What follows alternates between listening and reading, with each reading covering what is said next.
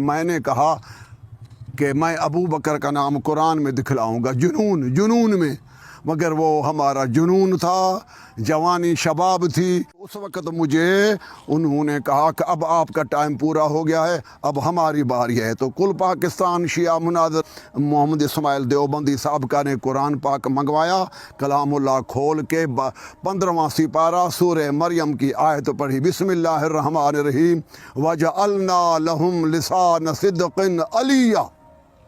اللہ تعالیٰ نے فرمایا کہ میں نے 1.25 لاکھ انبیاء کے مذاہب کی ترجمان علی ابن ابی طالب کو بنایا ہے۔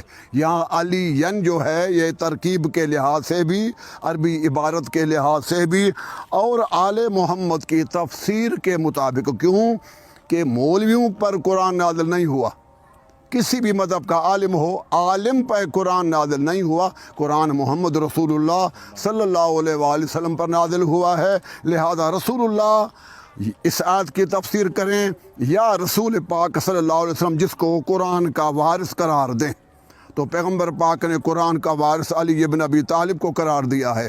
اس کے لیے کئی حدیثیں صحیح موجود ہیں، مثلا انا مدینۃ العلم و علی بابھا، یہ صحیح سند ہے۔ بوقت میدان مناظرے میں ثابت کروں گا کہ یہ سند صحیح ہے، کسی بھی محدث کو جرأت نہیں ہوگی کہ اس پر جرح کر سکے۔ میں علم رجال کے وہی محدث جرح و تعدیل کے اماموں سے ثابت کروں گا کہ یہ حدیث صحیح ہے، اور سندن بھی اور معنوی طور پہ بھی امیر المومنین میں یہ صلاحیت موجود ہے کہ وہ دروازہ علم نبوت کا حامل ہے۔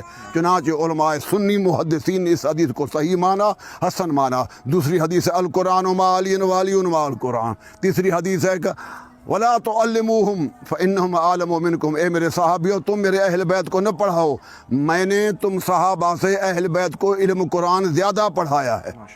تو اس قسم کے احادیث میں وہ ثابت تھا۔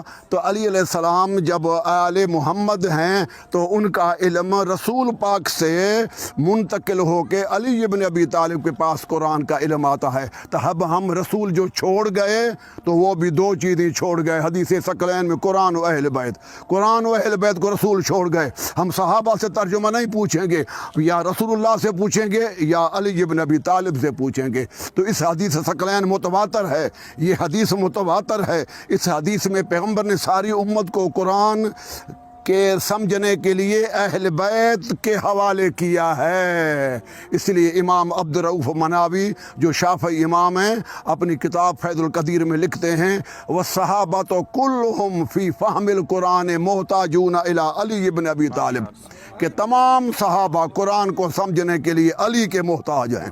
یہ سنی امام کا قول ہے۔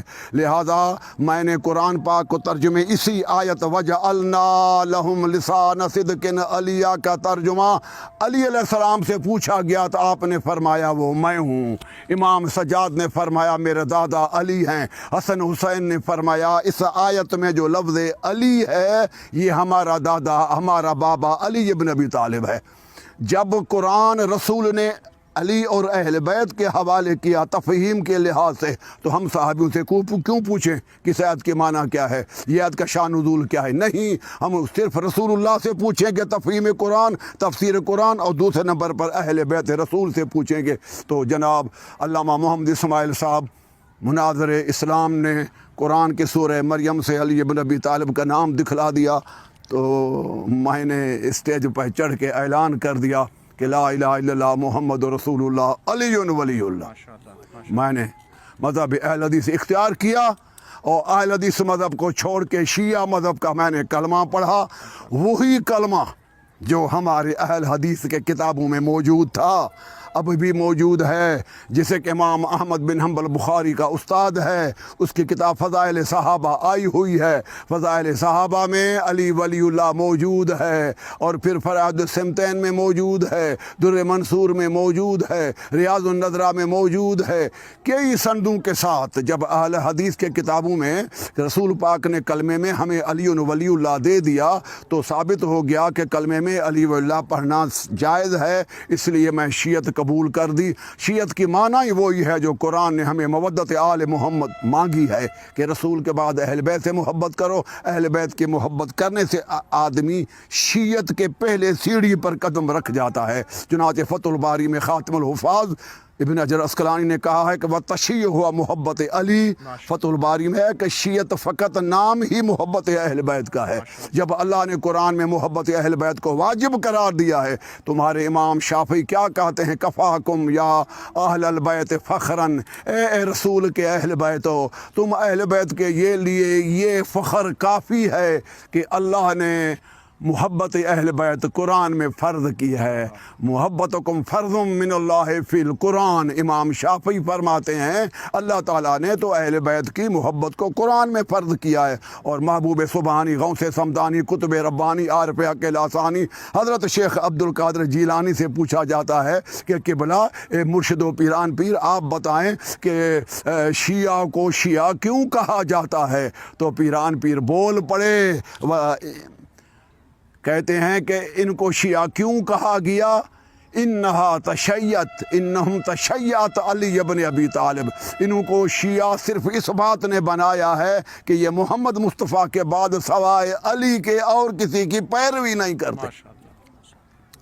جب قرآن کی آیت کے تحت آیت مودت فی القربہ والی آیت کے تحت ہم محبت اہل بیت اپنے اوپر فرض کی، رسول نے ہمیں فتویٰ دی، پیغمبر نے فرمایا من احب اہل بیتی فہو من شیعتی، الکامل ابن عدی، تاریخ بغداد، کنز العمال، ان چاروں کتابوں میں ہے۔ رسول پاک نے فرمایا جس نے میرے اہل بیت سے محبت کی وہ میرا شیعہ ہے۔ جب ہم اہل بیت کی محبت آیت قرآن کے تحت کرتے ہیں، مگر رسول ہمیں لقب دیتے ہیں کہ اب تم میرے شیعہ ہو، اب تم میرے اہل بیت کے شیعہ ہو، اس لیے کہ شیعت نام ہی محبت علی کا ہے۔ اس لیے میں نے مذہب اہل حدیث چھوڑ کے مذہب اہل بیت، مذہب شیعہ قبول کیا۔ ماشاءاللہ۔ اچھا، اس کے بعد کچھ دوستان یہ اعتراض کرتے ہیں کہ آپ کا سپاہ صحابہ کے مولوی علی شیر حیدری کے ساتھ علی ولی اللہ یعنی کلمے میں اس پہ مناظرہ ہوا تھا، وہ آپ شیعہ نے ہار دیا تھا، اس میں آپ نے شکست کھا لی تھی، اور آپ کے مناظر علامہ جروار صاحب جو ہے وہ علی ولی اللہ نہیں دکھا سکے تھے علامہ علی شیر حیدری صاحب کو۔ یہ بات تو دیکھنے کی ہے، یہ تو دیکھنے کی بات ہے نا، اس میں قانون کا کیا تعلق، سننے سنانے کا کیا مسئلہ، یہ تو دیکھنے کی بات ہے۔ آؤ، ویڈیو موجود ہے، ویڈیو میں جو ان نے اپنے مرضی سے کتاب مانگی تھی، میں نے وہی کتاب پیش کی جس کا نام فراد السمتین تھا۔ وہ اس کتاب پڑھ کے وہ بیچارہ ہو گئے۔ کہہ رہا تھا وہ اس میں صرف میں نے کہا تھا۔ نہیں، یہ صرف کا لفظ نہیں ہے۔ ابھی ویڈیو اصل ہمارے پاس موجود ہے۔ اصل ویڈیو سید مرحوم خادم علی شاہ کوٹائی سید کے پاس، ان کے بیٹے سید امان اللہ شاہ صاحب آج زندہ ہیں، ان کے پاس اصل لفظ موجود ہے، تو اس میں کوئی اصلی بات نہیں ہے، یہ بعد کا اضافی لفظ ہے۔ جب اس نے کتاب میں دیکھا تو بدر الدین جو بڑا مولوی تھا خیر پور ضلع کا، 400 مدارس میں اس پڑھاتا تھا، اس نے بھی دیکھا کہ ہاں لکھا ہے مگر 4 شرط ہیں، لکھا ہے علی ولی اللہ۔ تو ہمارے صدر تھے مناظرے، انہوں نے کہا بھائی شرط لاکھ ہوں، علی ولی اللہ تو ہے جہاں وہ ہے۔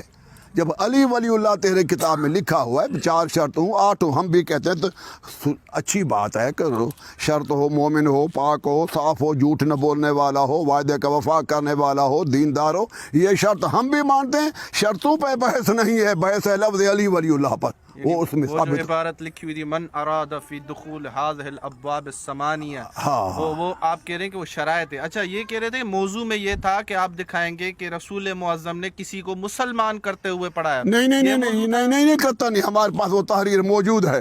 یہ موضوع نہیں تھا؟ ہاں نہیں یار، یہ جھوٹ ہے، بات کو ہلکا کرنے کے لیے کلمے میں دکھانا ہے، بس دکھانا ہے رسول پاک کی زبان سے۔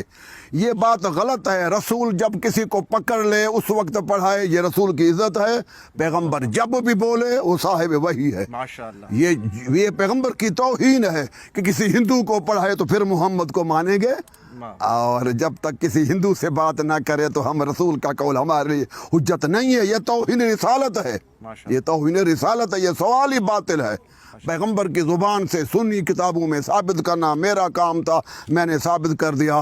دنیا نے دیکھا ویڈیو میں, تو وہ آخر جب ریٹن میں شکست لکھنی تھی کہ ہم شکست کھا گئے, اس کی بجائے وہ دروازوں سے نکل گئے کہ ہمیں حاجت قضائی ہے, ہمیں پیشاب کی ضرورت ہے. کوئی کس لیٹرن میں چلا گیا, کوئی کسی واش روم میں چلے گئے.